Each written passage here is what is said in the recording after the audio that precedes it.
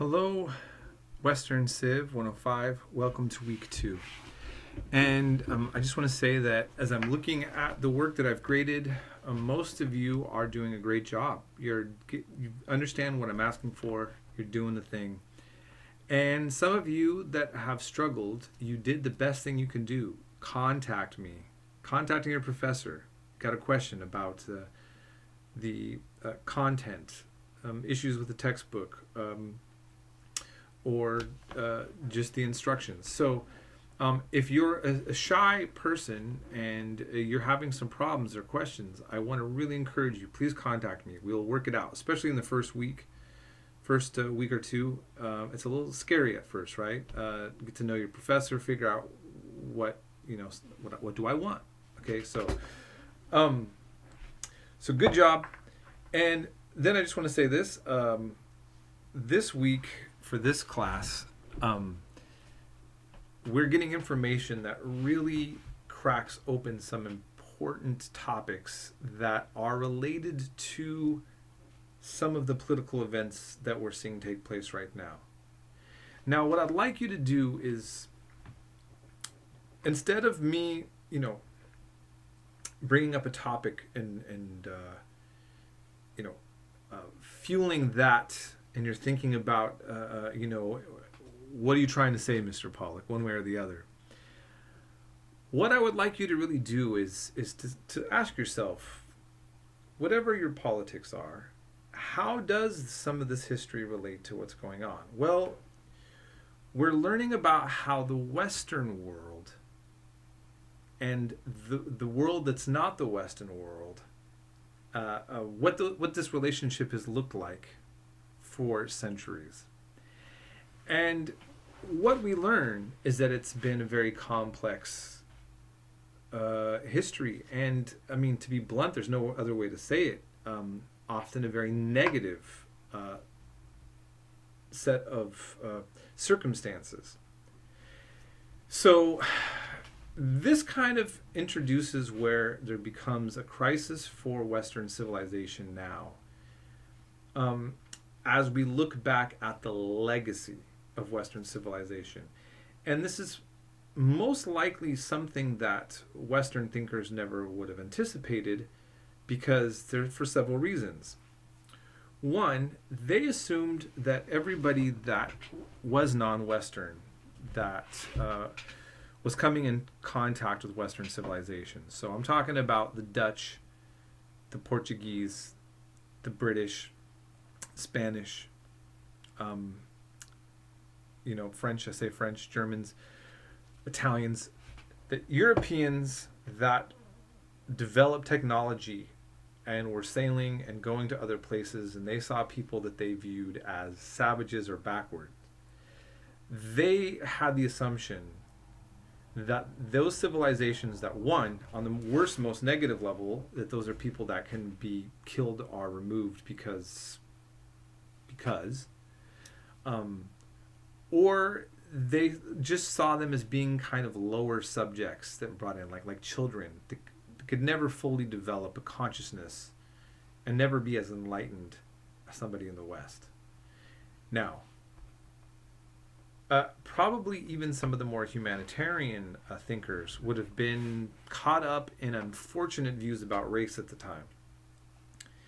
And then something happened. And this is something that so many commentators don't talk about. And I may have brought this up in some of my lectures, but I'm not sure. But it's okay if you hear it twice, because I think this is very important right now for understanding some of what's going on.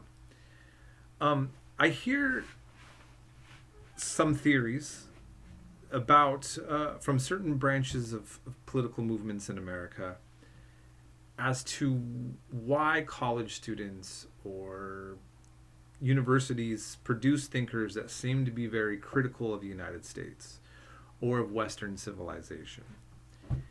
And they start looking to something like cultural Marxism that they try to identify, which, by the way, we can talk about that later. I think that that's a conspiracy theory that can be debunked. There's Marxists. There's Marxist historians. Okay, but this term cultural Marxism is garbage to me.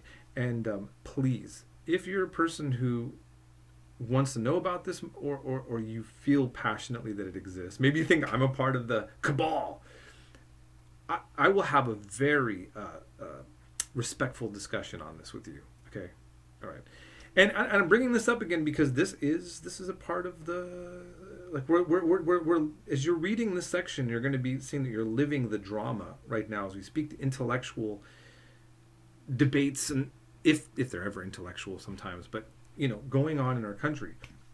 So going back to what I was saying, one of the things that Western civilization didn't anticipate is that when they colonized all these different people and they looked down on them and conquered them, that so many would come back within the heart of the former empires, and that these people that they'd never thought of as being that educated would also go to universities and get educated and have a voice and be able to say what they actually think about this legacy. So here's an example. Here's what I mean.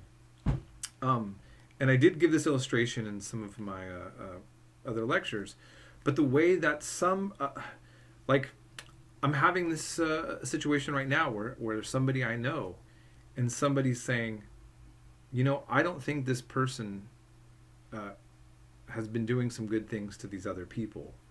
That's all I'll say for that. And it's been a little bit hard for me to come to terms with, because that person and I are fine. And the possibility of that person and the other people not being fine is just as plausible. Now, it's plausible that there can be lies and misconstruction, there can be character assassination against somebody. But I think where we have a hard time is trying to come to terms with the fact that a person or people or institutions can represent something so positive to one group of people and so negative to another. Okay? So, the British colonized tons of people, treated them badly, and then encouraged them to come to the UK, or made it easy under the Commonwealth system for those folks to come and study in the UK. And then all of a sudden, Winston Churchill, so for example, I'll just give you one example of what's going on. And I'm not going to say whether I think that tearing down statues is good or bad. I'm just trying to draw in what I can as a historian. So in the UK, Winston Churchill gets the British through the Blitzkrieg, the bombing by the Nazis, and he is a major hero for Britons who were surviving from that time period in particular.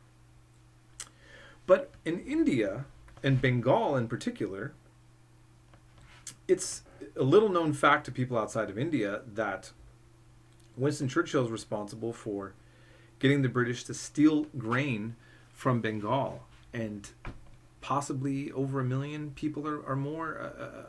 A huge number of people died in a famine directly created by Churchill and the British to support British troops during World War II.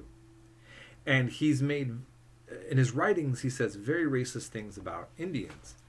Now, because India was a part of the British Empire, then they come back into India, get educated, and if they're going to be historians and they're going to talk about Churchill, do you think they're not going to bring up this subject that was never thought of to be brought up before about him, which is that maybe he's a mass murderer to people from Bengal, right? So this is the kind of things that I think that the Western world didn't anticipate. So in America, we talk about the legacy of Columbus. I have a lot of Native American friends up here. Nobody likes him. And there's nothing you can say to try to change that, right? If you're a black person and you read the writings of Thomas Jefferson's comments about slavery and his view about race, are you going to say, oh, I'm sure he's a great guy? No. But if you read his writings outside that context and you don't look at his history, then he writes things that are not so controversial and may seem very enlightened to a lot of people. So, in any case, you're going to see some of this legacy coming into being, and you can decide. One thing I'll just quickly say, I can't remember if I've mentioned in the lecture here, My ex-wife is Haitian and Filipino, so my daughter's Haitian and Filipino as well. And I learned a lot about Haiti and the influence of French colonialism and the view that Haitians have of themselves at times. And it was an eye-opener for me to try to really get an insight or an idea about all of that. And even with the history of the Philippines and the United States, that's a whole nother topic. So, well, I'm just going to stop right here. You can watch the videos. We'll be learning a lot about this stuff for this whole semester. And I do really want to encourage you to contact me if you feel like that there's something you want to discuss, or if you think that I'm misrepresenting as well. So we'll be in touch, and have a great rest of your weekend.